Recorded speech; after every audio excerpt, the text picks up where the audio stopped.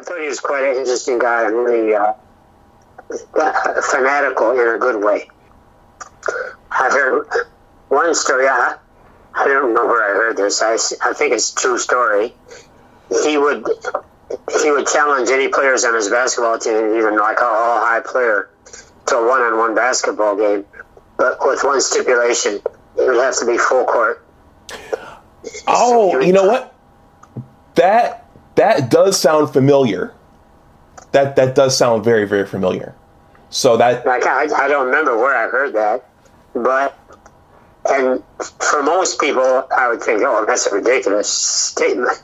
But I think in his case, he's just a little bit eccentric enough and in great shape where he would go like that. yeah. So I think it very well could be true.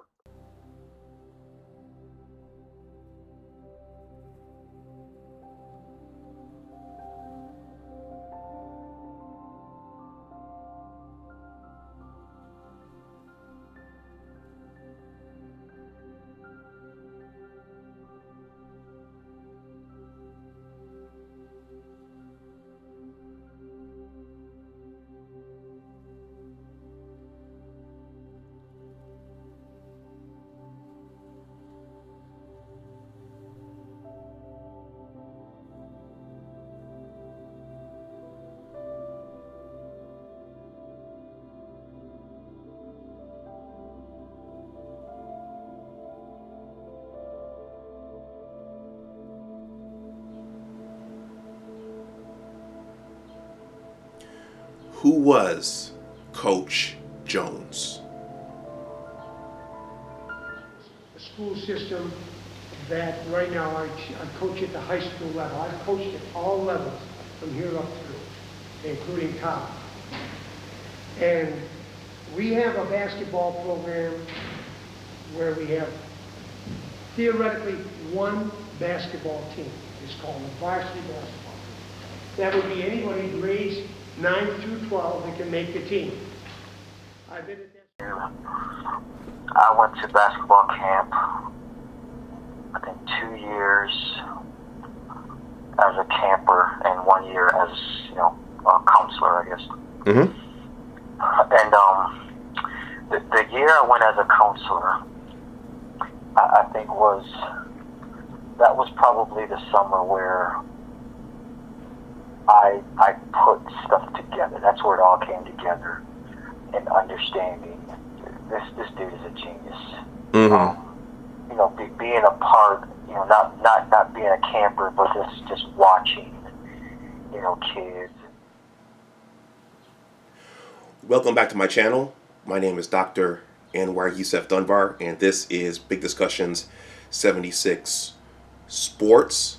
First of all, please like this video, please share it, and please subscribe to my channel. Well, guys, I'm back with another video.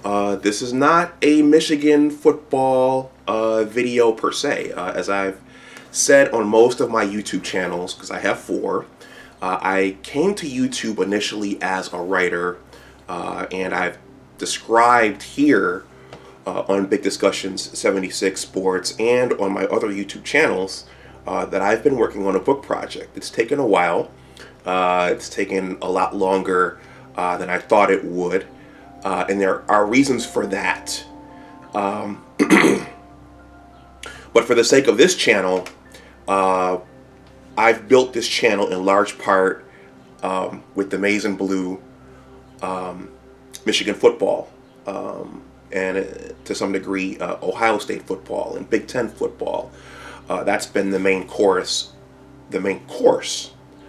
over here, as those are very, very passionate fan bases, and this has all been a one big work in progress and a learning process for me as I've gone along as a YouTube content creator. But I've been honest throughout that as I've built the channel on Michigan football and Big Ten football.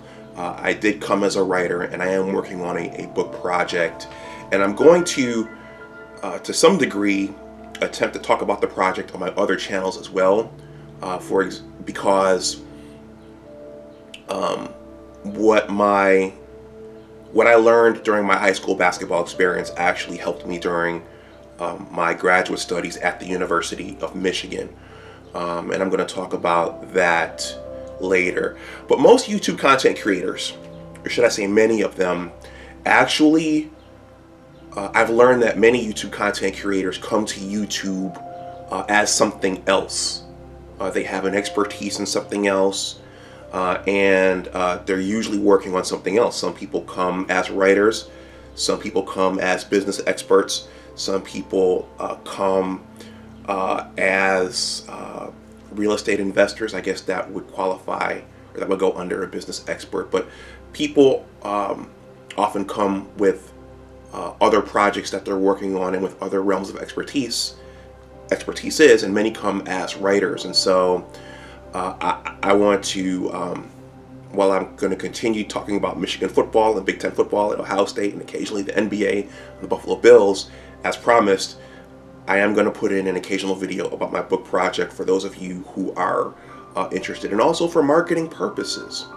And so months ago, I created a video telling you all where the saying, "your attitude determines your altitude," comes from, and whom I got that from. And it came from my high school basketball coach, or should I say, my first high school basketball coach, Dr. Kenneth Leon Jones. And in this video, I want to talk a little bit more about who he was and why he was important in my life, and the fact that he is a major character in the story I'm writing, The Engineers, a Western New York basketball story, of which there are two parts. And I want to talk about who he was as a man, as a coach, and why he mattered in my life during those stages, and why he continues to matter going forward, and why this story matters. So I want to talk about that in this video. I can make the team. I've been at that school 5 years. 5 years. The first year I kept one senior and the rest were young people. I had 4 freshmen, 9th graders on that team. That was unusual. But since the first year, the last 4 years, we've been to the sectionals every year, been in the Final Four every year, and then we won it all 1 year and went to the finals 2 years.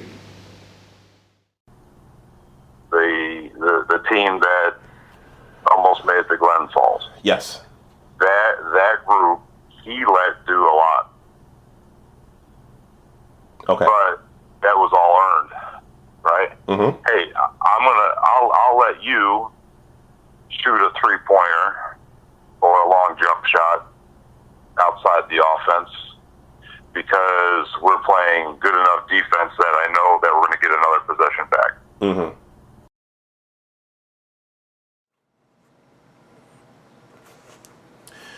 So for all of this to make sense to someone who's not familiar with it, I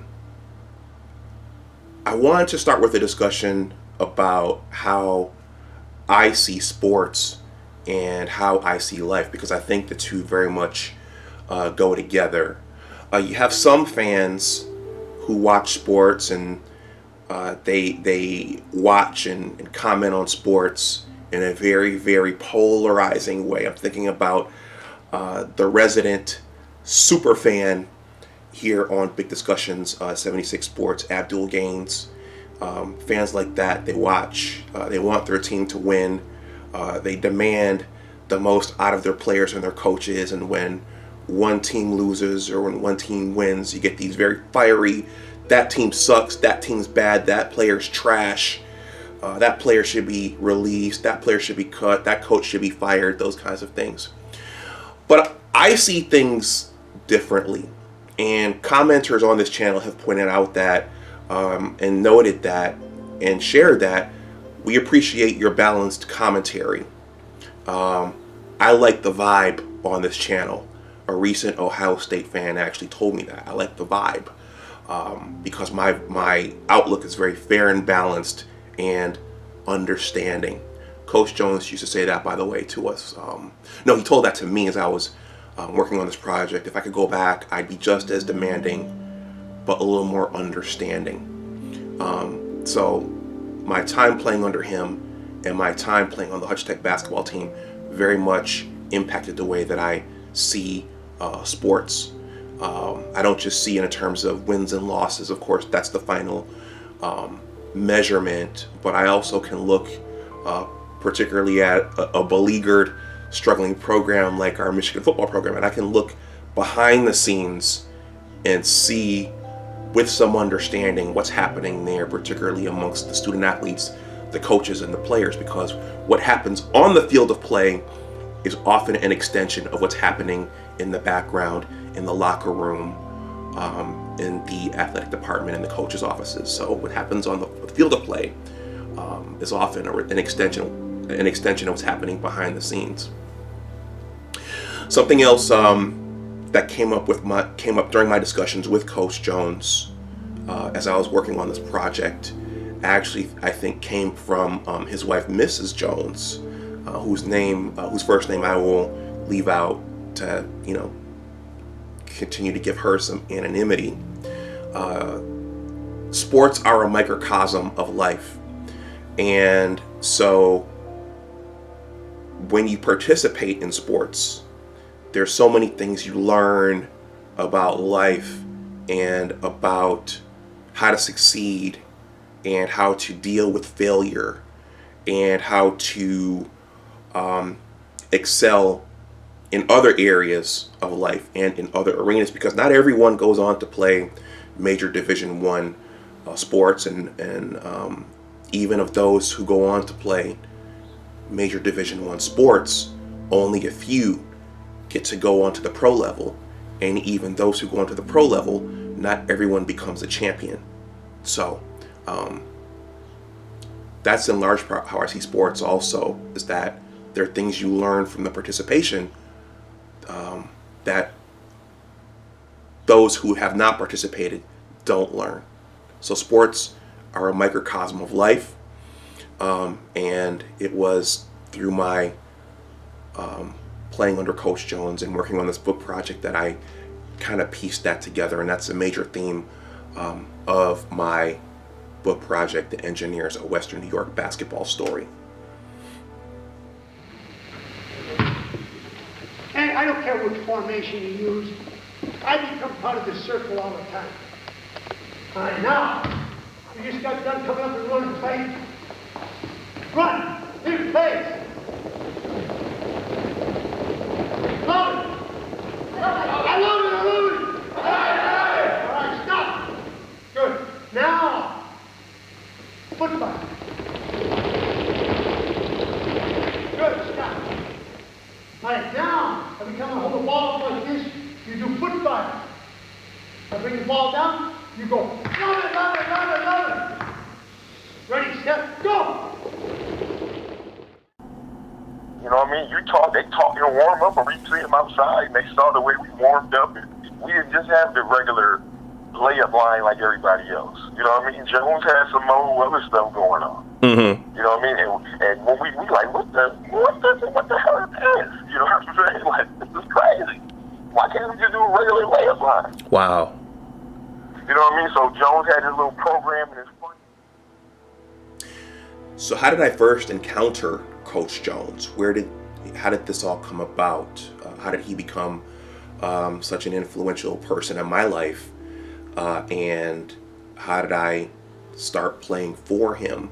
You know, guys, I was just thinking that as a writer working on a book, one of the challenging parts or pieces is not only finishing the thing, especially when it's something with substance and with multiple levels and multiple storylines happening at once, but also the marketing piece. How do you start talking about the project without giving it completely away? So that's something I'm thinking about as well. But I first heard about Coach Jones due to the fact that my brother went to Hutch-Tech High School before I did. My brother Amal, he does all the artwork for my YouTube channels and for my blogging platforms, and he's taught me a lot about video and how to shoot video just like this. But I only really learned about Coach Jones because my brother went to Hutch-Tech first, and my brother brought home his yearbooks, and I was able to look through his yearbooks, and I was playing some basketball in middle school. Of course, you all know that the seminal moment for me was seeing Michael Jordan hit the shot. But I looked through my brother's yearbooks, and I knew I wanted to go to that high school, Hutch-Tech High School. It was one of the best high schools in the city of Buffalo at that time, and I wanted to play basketball in high school. And so I turned to the back, and there I saw Coach Jones and his basketball teams, his Hutch-Tech boys basketball teams. And it was during those times when I started to dream about playing there, and I started to dream about being a varsity basketball player at Hutch-Tech High School. I'll probably talk about this and give you teasers in subsequent videos, but when he took over the team and created his program, which was basically a mini college program at a high school, they weren't very successful the first year, and they gradually built to the point where they won the city and the sectional and almost advanced to the state tournament my freshman year. But from the pictures and not going to see any of the games as a middle school student, it all looked like a very, very professionally run operation, from the pictures to the way that the members of the team, his first 2 years, the way they took their pictures, the way they all knelt, the way the guys in the back line all stood, and to the way Coach Jones stood with them in his signature blazers, his khakis, and his running sneakers. It all looked like a very polished, well-run operation. And when I looked at his individual picture in the back with the rest of the faculty, he looked very professorial. He wore his signature polo shirt with the Ken Jones basketball camp right there over his heart. He looked very mild-mannered, very even-keeled, and as I would later find out, especially when it came to the game of basketball, he was almost the exact opposite. And I'll describe that later on. Now, you see these guys are doing better. You notice some of them, when they start to stand up, you get guys that start to stand up. Here I am, coach. Play me. Put me in. I'm a hero. But you see, most of these youngsters right here, what are they doing? They're staying alert, right? They're ready for it. No resting on defense. If any resting occurs, it comes on offense. Ready, go! Go! That's the easy part of it. Now, when I go like this with the ball, you turn. Right? Ball goes that way. This is agility and reaction, right, guys? Take out. This way. I go like this, you turn that way. You come back here, you go. So I told you way back when we started, we don't have our kids standing like this on defense. God, you man with the ball. Always a little foot flat. Next year we'll show you. Ready? Any questions? Do the best you can. Ready? And here's I guess the life lesson, and one of the life lessons, and it was I went to coaching like, I can't do this one-handed thing. He's like, what are you talking about? I was like, you don't hear how they clowning me? I'm getting laughed at, this, that, and the third. He basically stressed to me, that matters nothing. What matters is the results. How you get there is, it matters a little bit, but the results is what matters. So I don't care if you shoot them off your knee. As long as they're going in, that's what matters. Wow. And once he was able to kind of redirect me to what matters, it made sense. It's like, you're helping us win. You're helping your point total. Later for what they say, So I guess, within that pushback, with that life lesson of look? A tremendous part of this book project has been the research, and I was able to talk to Coach Jones before he passed away about his life, and I learned things that I didn't know as a high school student about him. He was born in northern New York State. I think it's the town of Edwards, up near the Canadian border, the province of Quebec. And for simplicity and for time purposes, I'll just say that the game of basketball was a part of his life from a very early age. It was his life passion, or should I say his life's passion. And as I just discussed in the previous section of this video, looking at just his picture, he looked very mild-mannered and even-keeled. But when I saw him coach for the first time, I saw that he was a very, very fiery and passionate coach, pacing the sidelines, fists balled up, huffing and puffing, getting exerted, yelling at the refs, yelling at his players.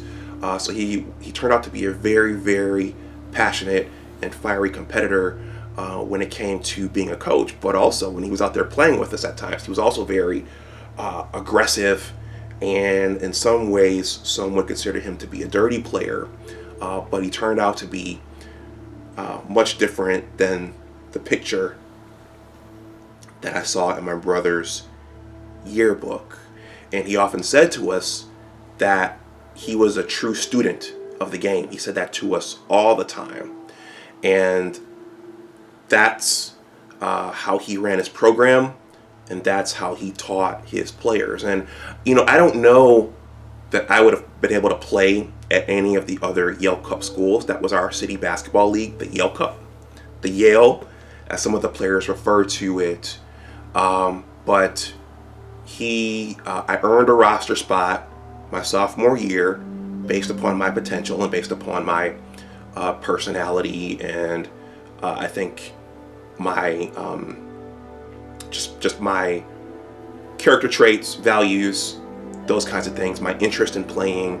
I was very much a project, and he thought that I was worth giving a roster spot to for the player that I could become. And the player that I became, that's a different story. But he was a different kind of coach. He was looking for a certain kind of kid, and he wasn't necessarily looking for the best player at the time, but he was looking for a mix of player, coachability, and temperament, and ability as well. He was a true student of the game. He had a drill for everything. He was a fundamentals coach, as he told me as I was doing my research. He wasn't an X's and O's coach, which surprised me because based upon my basketball IQ at the time, it was all new. And running plays, running offenses, running defenses, I considered him to be an X's and O's coach, but he considered himself to be simply a fundamentals coach. But he had a drill for everything: offensive drills, defensive drills. Some defensive drills, I'm thinking about the shadow drill, the gorilla drill, the foot fires, the zigzag drill. Those are all drills that he gave us. Offensive drills, the Mikan drill, the shoot till you make, shoot till you miss. That was one of my favorite. We all did that as a team. Taking jump shots from the elbows, the 2-ball dribbling drill that we've seen Steph Curry do, but we did it with gloves and goggles. He was a true student of the game, and it was a very different way of playing basketball than what we played on Buffalo's playgrounds and at the YMCA and at Delaware Park. And as many of the players that I interviewed from the Hutch-Tech basketball team in that era stated, Coach Jones didn't encourage one-on-one isolation style basketball. He encouraged team basketball, moving the ball, working the ball, and whoever had the hot hand that day was the one who got to shoot. But it was a different way of playing basketball than we played in the inner city, and he was a true student of the game. On defense, you anticipate. On offense, you react. You react to the defense on offense. You anticipate when you're playing defense. He's got the ball. I'm overplaying him this way. What can I anticipate? That he'll go that way. Are you right-handed? He's right-handed. I know I'm going to push him that way. Okay? Hey, you know, some of our ball players play. I say, hey, we want this guy, that guy, and everybody go this way until we tell you otherwise. Make them go to their weakness. All right? A strong hand, most of us have a weak hand. We get a strong hand, and when we come to dribbling series, this is not a weak hand anymore. We're going to have an off hand. Natural hand, unnatural hand. Strong hand, off hand. Put him to his off hand, but he's a weakie. We call him, no offense, weak sister. Right? Pushing this. Yeah. You know what I mean? He didn't put more than team. You know, you were looking for a particular type of player. That because when you came up with the final roster, it was like, you know what I'm saying? Some of the players you picked, I'm like, oh, really? You know what I'm saying? I'm like, what? But again, it goes back to changing the culture. You know what I'm saying? Yeah. It was the coaches, like, because some of the players, I understand. I mean, Jones didn't really put up with attitudes. You know what I'm saying? Jones really wasn't putting up with that. Jones pretty much kind of ruled the roost, so to speak. You know what I mean? Yeah. He kind of ruled the roost, so to speak. Like I said, he was a disciplinarian. He wanted things his way. It was his way or no way. It's a question of that. So when he was looking for a particular player, I think more he was looking for a coachable player. Right. That's what I think. He was looking for a coachable player. As I was thinking about what I would say in this video, this tribute video to Coach Jones, and also this teaser about my book, I realized that I've written 2 essays specifically on Coach Jones and that time of me playing under him. One discusses going to his basketball camp for 3 years because he did have his own basketball camp. I'm going to leave both essays beneath this video, but part of my journey was understanding how to get good at basketball. Even though I did go to his camp for 3 years, I didn't understand, and I didn't learn until afterwards how to excel at a craft. That came years later. But that was a blueprint that I could always look back on and realize what I did right and what I did wrong. So that's one essay. The second essay that I remember, I thought of that essay after I interviewed the 20 plus players and coaches, some of which knew Coach Jones, and I realized that he was different things to different people. While I look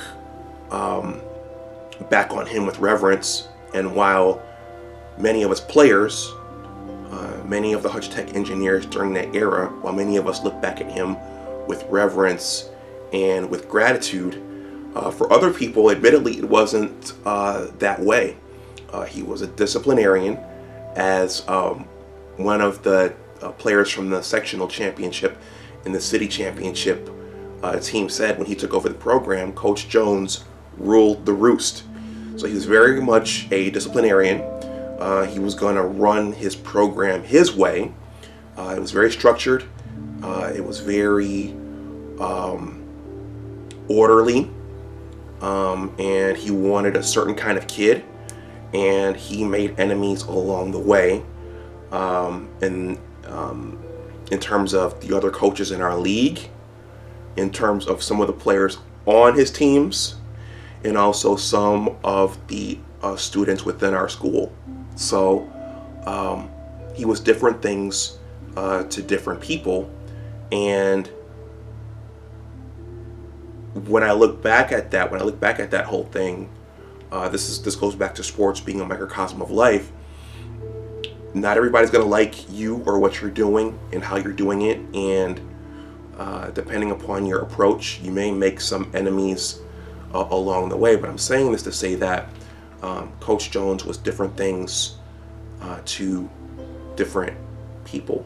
And we see that a lot in life, depending upon who the person is, what the arena is, and the different personalities involved. I'm going to please now. Apologize. What's your first name? Peter. I didn't get that. Come on, Pete. We got half the group up there, half the group down there. We call this the shadow drill. Peter. He's the offense.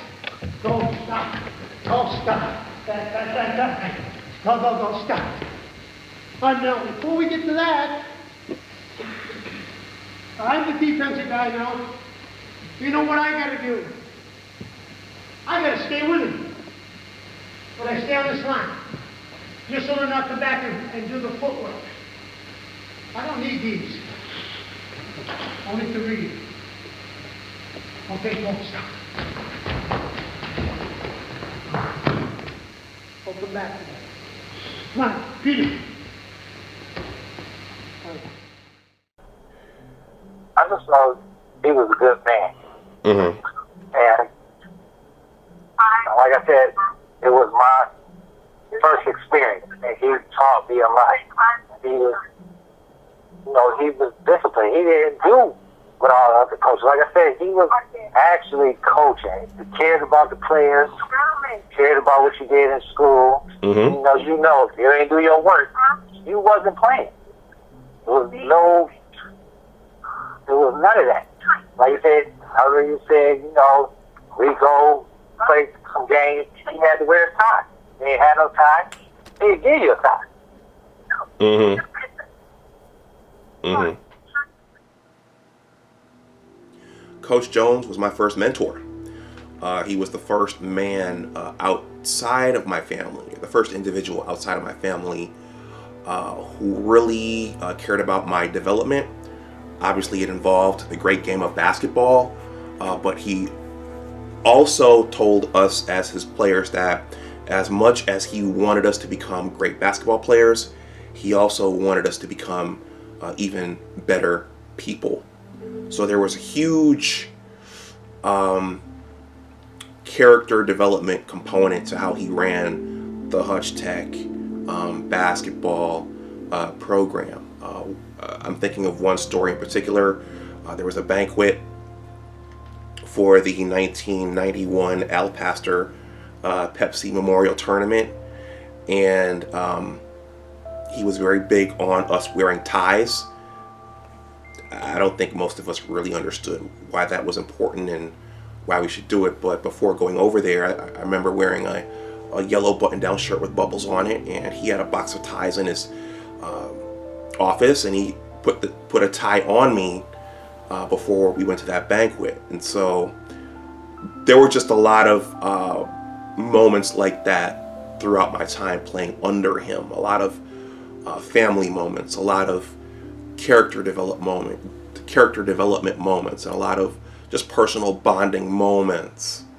And that was important for me at that time because I wanted to play basketball, but I also wanted to be a part of something. And at least that first year on the team, I felt like I was a part of something. I was a part of a brotherhood. I was a part of something bigger than myself. And he was a large part of that.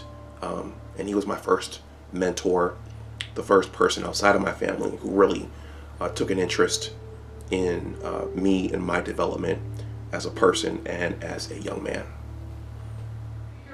Defense. Why do you play defense? Because you love it. You love it. You love it. You stay outside. You stay outside that red line. Same drill as the shadow drill, except now. Okay? From here I use the right hand down. Down there I use the left hand back. Okay, now. Now, I won't get into the dribbling too much now, but okay. Now you sprint dribble, speed dribble, back dribble, change up. Okay. Same as you drive. Change up, sprint, back to it. What's the defensive person doing? Sprint, you have to run or step by step, run, close, close, close, run, down, down, change up, foot five. All right. You're the dribbler. When you get down to the end, when we get the dribbling series this afternoon, this is the pullback. There's a whole series of pullback.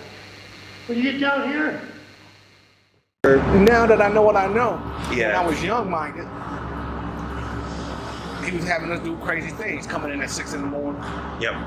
shooting free throws, working on boxing out, passing, focus on defense, all of these little things. But he was, I would say, for me, was instrumental because, like I said, the same thing he was saying back then. Yeah. It's true in life. He was giving you life lessons, whether you knew it or not. You didn't know, because the same thing. If I was teaching somebody, I'd do the same thing. I would have that same focus on your morality, your word is your bond, showing up on time, being accountable. Yeah.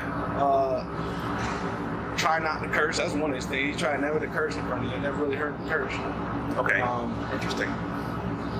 Yeah, I would say, depending, if your mind ain't all right, you're not gonna like it. Straight up, you're not gonna like somebody who's telling you what you're doing is wrong.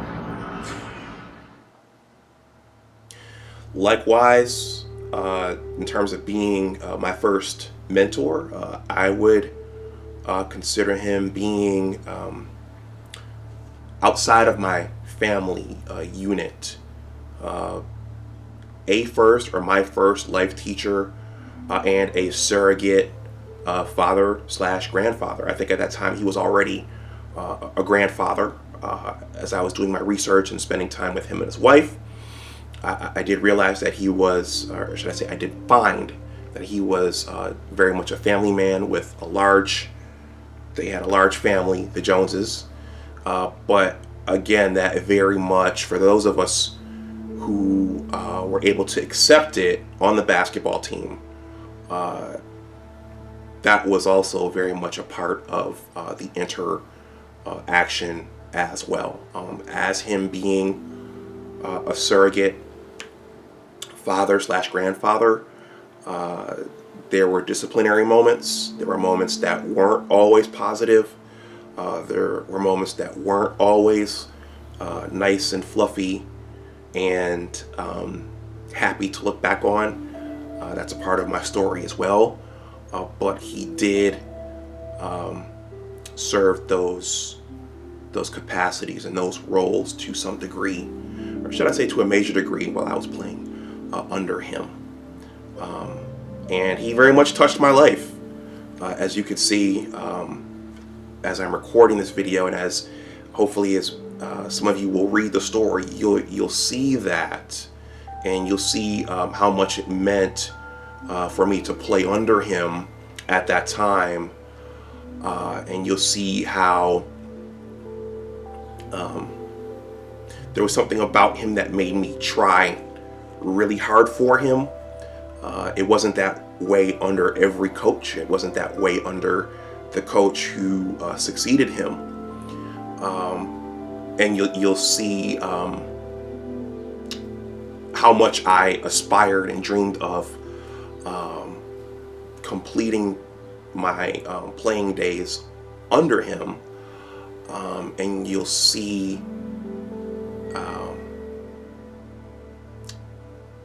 what happened when he left.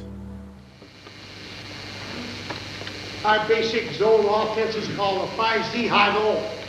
It doesn't mean high post, low post, it's a high-low. And then in a point and two wing people. So we would start out with this offense. We had a lot of offensive sets.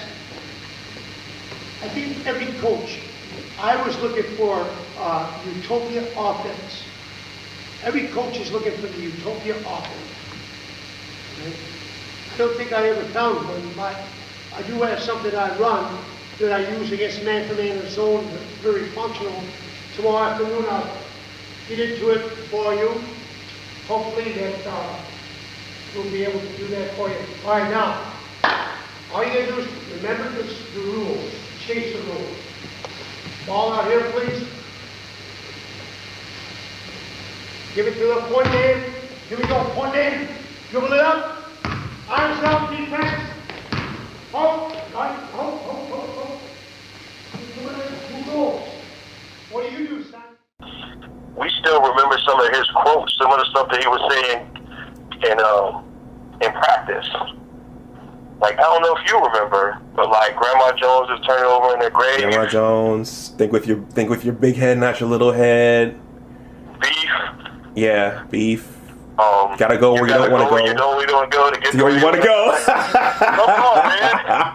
You're telling me that's not a life lesson? Like, come on. That's right, man. That's right. And Jermaine remember far more than I do. But success breeds confidence. Confidence breeds success. Yep. I mean, that stuff sticks with you. Yep. Your attitude determines your altitude. As described, not only did he want us to become great basketball players, but he also wanted us to become even better people. And so there was a huge character building, and there was a huge life component to the Hutch-Tech basketball program under his watch. And so there were numerous quotes and anecdotes and sayings every day.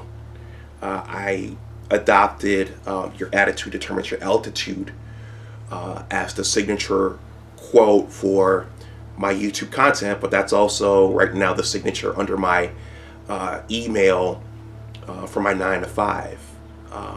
But there was a host of others.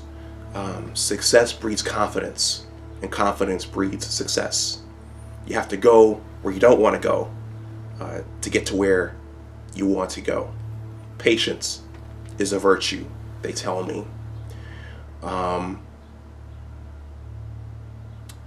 A good strong player is better than a good weak player. If our opponents practice 10 months out of the year, we have to practice 11.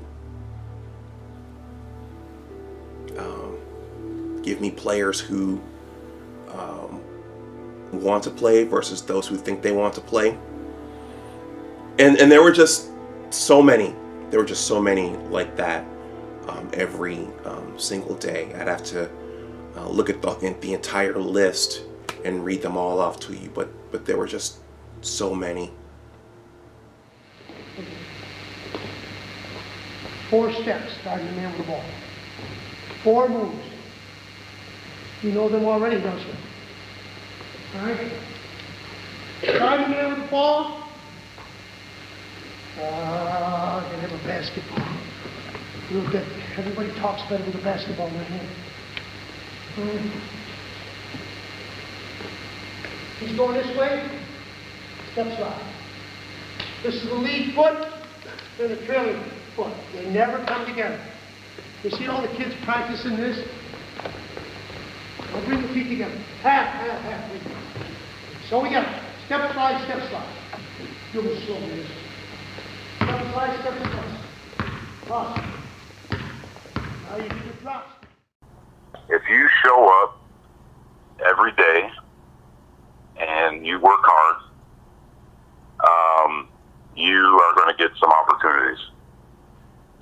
Okay. Those opportunities they may not come that week, that month, that year even, but when you show up to Coach Jones's practices in the morning and in the afternoon, and you don't miss a single day, and you're not I know I wasn't the most physically gifted basketball player that was on that team. Mm-hmm. Probably far from it, but I know that he saw value in showing up to work. So I just wanted to shoot this tribute / teaser video discussing Coach Jones and talking a little bit about my book project, The Engineers, a Western New York basketball story. of which now there are 2 parts.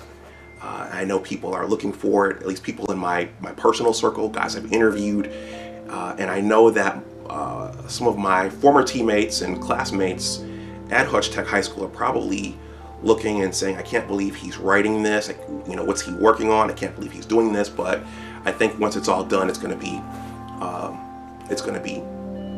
very good. It's going to be amazing. It's going to be pretty good.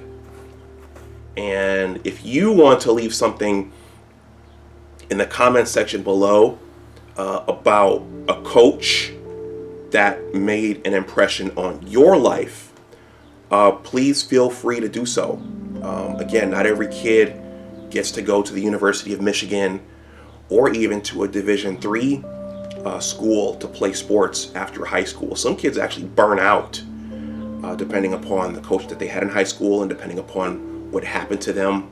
But even still, no matter how far you go playing sports, some of those coaches matter. The lessons they teach us matter, and the values that they instill, and those practices and those times and those hours we spend together, those matter. So if you have a coach, if you had a Coach Jones of your own and you have some stories you want to tell, please leave those in the description box below. All right, everyone, I'm done. Please like this video, please share it, and please subscribe to my channel. Again, these will be mixed in with my many Michigan football, NBA, and Buffalo Bills videos. So look out for more of these as the book nears completion. And enjoy the rest of your day. And as always, remember that your attitude determines your altitude. Take care, and I'll talk to you the next time. Bye-bye.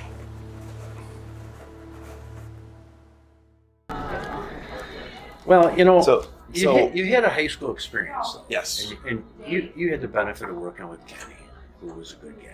yes, I think he tried hard. I thought he always had everybody's best interest at heart. yes. You know, that, Senior, and the rest were young people. And I had 4 freshmen, 9th graders on that team. That was unusual. But since the first year, the last 4 years, we've been to the sectionals every year, been in the Final Four every year, and then we won it all 1 year and went to the finals 2 years. So what happened is that the program, someone has made a commitment. I made a commitment, and we have some young people that have made a commitment. Just seeing what that man did and how smart he was and how, and again, not knowing at that point that I'd be where I am right now, but as I look back, I think it was during that moment, that week of camp when I was a counselor, where I could see just the leadership prowess that he possessed, and maybe at that point, perhaps formulating in my mind, perhaps in my subconscious, that, man, I hope to be a leader like that one day. Okay. So,